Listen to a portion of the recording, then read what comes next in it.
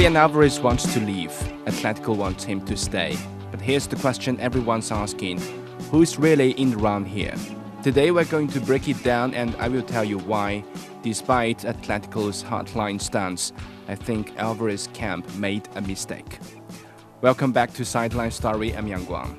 La Liga Matchday 2, Atletico drew 2-2 with Villarreal.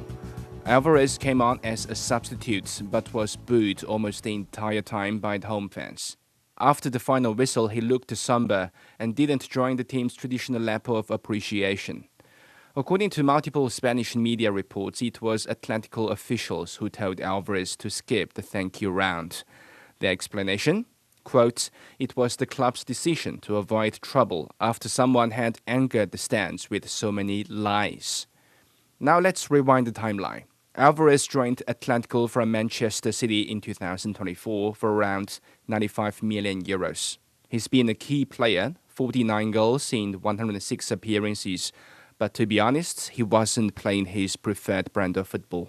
Under Simeone, he isn't the pure striker who gets service from the whole team. He's often tasked with defensive duties. He frequently dropped deep to win back position rather than staying up front hunting for goals. Well, that's Simeone football.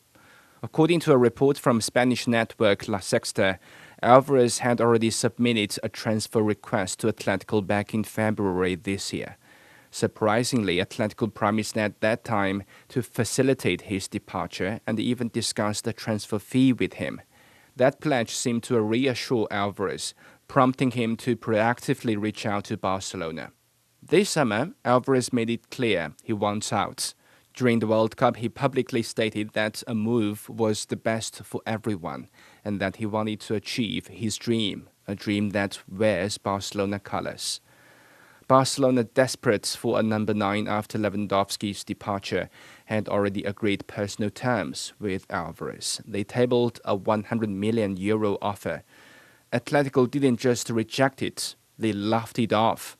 Then Real Madrid jumped in with a €150 million bid, also rejected. Atletico's message has been crystal clear. We are not selling to a Spanish rival, period. After the World Cup, Alvarez returned to Atletico's training ground, fit, ready, and holding onto a promise he says the club made, that they would let him leave if a suitable offer came in. He wanted to sit down with Diego Simeone and the CEO Miguel Ángel Guilmarín to discuss his future. But when he walked in, empty corridors. Simeone was in Ibiza, the CEO was nowhere to be found. And now, he's being booed by his own fans. Here's where I want to plant my flag. Alvarez and his camp got this wrong. Look, I understand why Alvarez is frustrated. He says Atletico promised him in February they would facilitate a move. He feels betrayed, and showing up to find both the manager and the CEO absent? That's disrespectful. No argument there. But here's the issue. Alvarez and Barcelona had already agreed personal terms. Who knows exactly when, but certainly before Atletico were properly engaged. Barcelona sporting director Deco even traveled to Madrid to meet Alvarez's agent. Atletico have since filed a complaint with FIFA accusing Barcelona of illegally approaching a player under contract. And honestly, they have a point. In football, you knock on the club's door first. Barcelona didn't do that, and Alvarez, by engaging with them behind his club's back, undermined his own position. Atletico CEO Guilmarín said it best. We won't allow other clubs and their affiliated media to decide what we have to do, dictate our sporting strategy, or disrespect us. That's precisely what they're trying to achieve, divide us. Even if Atletico promised to let him go, I'm not saying they didn't. You don't negotiate your escape with a rival before you've even told your current employer. That's not how professionals operate.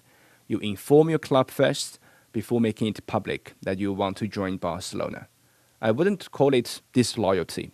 After all, I've stopped believing in loyalty in football after so many stories, but it's unprofessional. Alvarez put Atletico in an awkward position. You don't go public during the World Cup demanding a move. You don't agree terms with a rival club before even telling your own club you want to join Barcelona.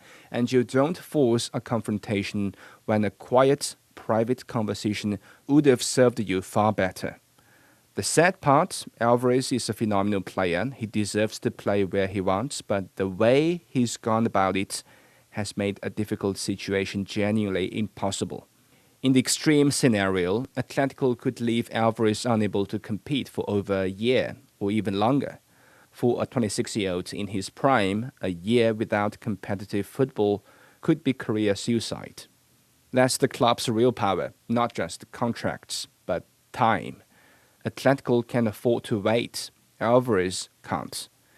Atletico aren't saying you can never leave.